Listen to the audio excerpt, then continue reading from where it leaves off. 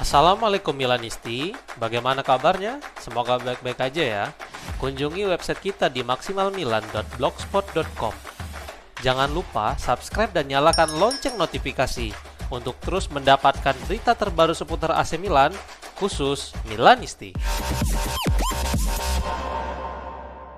AC Milan melanjutkan pembicaraan dengan Leon Goretzka dan telah muncul tuntutan gaji sang pemain menurut sebuah laporan. Lampres mengutip Tuttosport yang melaporkan bahwa Milan ingin menutup jarak antara Napoli dan Inter jelang musim depan, setidaknya dalam segi kedalaman skuad. Oleh karena itu, salah satu target utama tim untuk musim panas nanti adalah Goretzka dari Bayern Munchen. Gelandang Jerman itu telah memenangkan sekitar 16 trofi selama 7,5 tahun bersama The Bavaria, tetapi masa depannya di klub masih jauh dari pasti, mengingat kontraknya akan berakhir dan perannya juga masih belum jelas di bawah asuhan Vincent Kompany. Menurut sudara kabar itu, Iglitare saat ini berusaha keras untuk membawa Goretzka ke Milan dengan skema yang serupa seperti saat dia lakukan saat membawa Luka Modric ke San Siro. Namun permintaan dari sang gelandang sangatlah tinggi. Dia menginginkan gaji setidaknya 7 juta euro bersih per musim, yang mana itu sama dengan Rafael Leao dan segera McMignon dapatkan. Galatasaray terus menekan, tetapi Yusuf Fofana tetap tidak yakin hijrah meskipun ditawarkan gaji 2 kali lipat menurut sebuah laporan. Calciomercato.com mengutip Sky yang melaporkan bahwa juara Turki telah menawarkan gaji sebesar 5,5 juta euro bersih per musim dan kontrak selama 4 tahun. Jelas ini merupakan tawaran yang signifikan secara pribadi untuk sang pemain, mengingat dia akan mendapatkan gaji yang jauh lebih tinggi daripada saat ini. Di sisi lain, Sky mengkonfirmasi melalui website mereka bahwa Galatasaray berjuang keras untuk memulai negosiasi ini. Fofana saat ini menolak pendekatan dari rival Fenerbahce itu karena tidak yakin dengan gagasan bergabung dengan klub Turki yang juga mengincar nama lain di Italia. Fofana jelas merupakan bagian penting dari skema Massimiliano Allegri yang terus mengandalkan tenaganya setelah hampir selalu menjadi starter dalam 17 penampilan di Serie A. Setelah tiba di Milan pada musim panas 2024, Fofana mendapatkan gaji 3 juta euro bersih per musim dan bersama Galatasaray dia akan mendapatkan lebih banyak uang.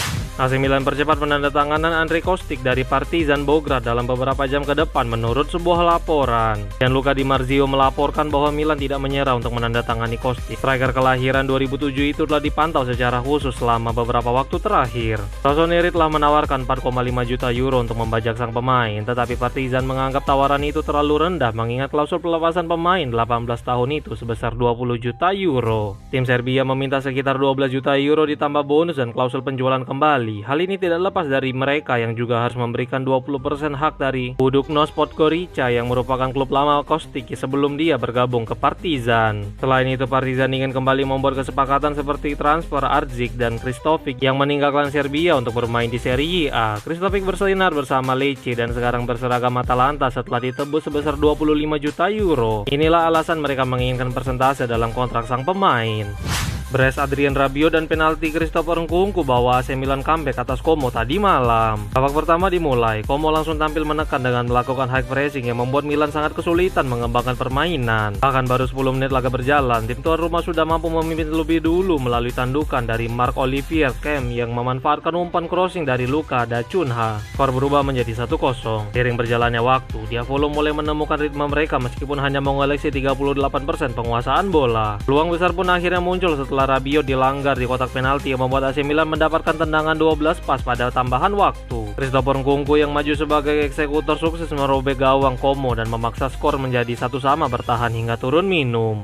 Babak kedua dimulai. Pada menit ke-55, Rafael Leao yang melihat pergerakan Rabiot penuh memberikan umpan cungkil yang mampu dikonversi menjadi gol oleh gelandang Prancis itu. Milan berbalik memimpin 1-2. Como pun merespon dengan kembali menekan pertahanan tim tamu, tetapi lini belakang Milan sangat disiplin. Terlalu asyik menyerang, Como justru harus kembali melihat gawang mereka dirobek oleh Rabiot setelah pada menit ke-88. Mantan gelandang Juventus itu melepaskan tendangan roket dari luar kotak penalti dengan memanfaatkan kemelut yang terjadi di sana. Milan memperlebar jarak menjadi 1-3 dan skor itu bertahan hingga peluit panjang dibunyikan. Dengan hasil ini, Rossoneri mampu memperlebar jarak dari Napoli yang ditahan imbang oleh Parma dan tetap menjaga jarak 3 poin di belakang Inter sebagai pemuncak klasemen sementara Serie A.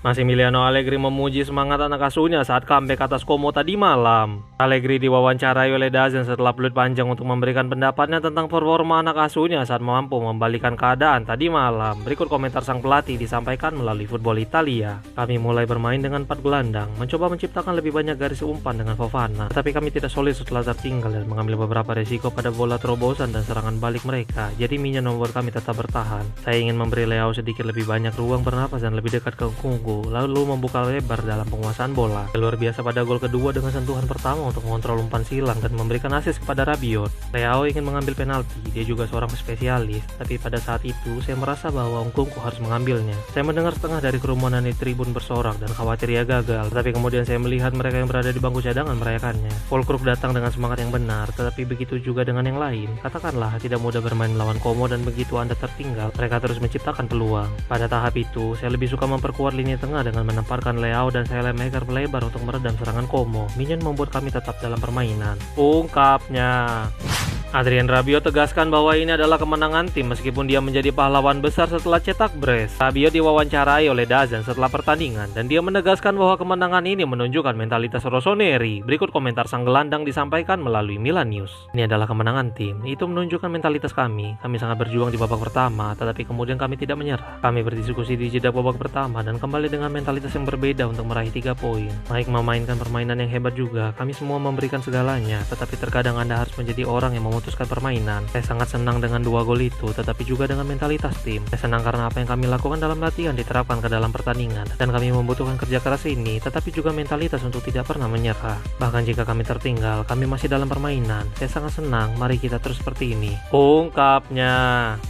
Mattia Capelli telah secara resmi menandatangani kontrak profesional pertamanya bersama AC Milan dan membagikan pengumuman yang berbunyi. AC Milan dengan senang hati mengumumkan pembaruan kontrak Mattia Capelletti. Lahir pada tahun 2007, bek itu telah bersama Rossoneri selama 8 musim dan akan terus terlibat dalam proyek Milan Futuro, sebuah inisiatif yang didedikasikan untuk pertumbuhan dan pengembangan talenta muda. Tulisnya, Capelletti adalah bek kanan berusia 18 tahun yang telah bermain untuk tim nasional Italia dari sektor pemain muda hingga level U19. Dia lahir di Milan dan saat ini menjadi starter untuk tim Futuro asuhan Massimo Odo dengan koleksi 4 gol dalam 19 pertandingan di Serie D.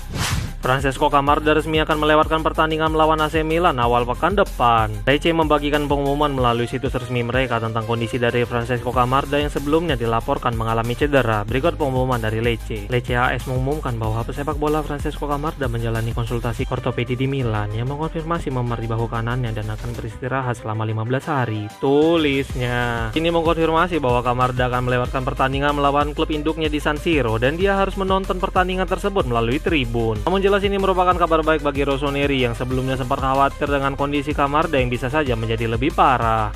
Pertandingan AC Milan tadi malam ternyata tidak hanya mempertemukan 2 tim, tetapi juga antara guru dan murid. Beberapa bulan lalu Allegri mengadakan kuliah di Coverciano yang dihadiri para mahasiswa dari UEFA Pro Master. Di antara para mahasiswa tersebut, Fabregas ternyata hadir dalam sesi perkuliahan yang diisi pelatih Diavolo dan tadi malam adalah pertama kalinya dia menghadapi sang guru setelah menerima materi. Selain mantan gelandang Barcelona, ada juga Fabio Pisacane yang merupakan pelatih Cagliari, Marco Landucci, Mark Hamsik, mantan bek AC Milan yaitu Salvatore Bocchetti, dan Alexander Kolarov yang merupakan asisten Christian Cifu di Inter juga hadir pada perkuliahan tersebut. Fabregas berbicara sebelum pertandingan melawan Mark dengan mengatakan, di bangku cadangan, ini adalah Liga Champions melawan Serie D. Allegri telah menunjukkan segalanya sebagai pelatih. Saya tidak melakukan apa-apa. Tidak ada perbandingan. Kami perlu menampilkan performa yang baik, menjaga konsistensi dalam permainan kami dan terus berkembang. Ungkapnya.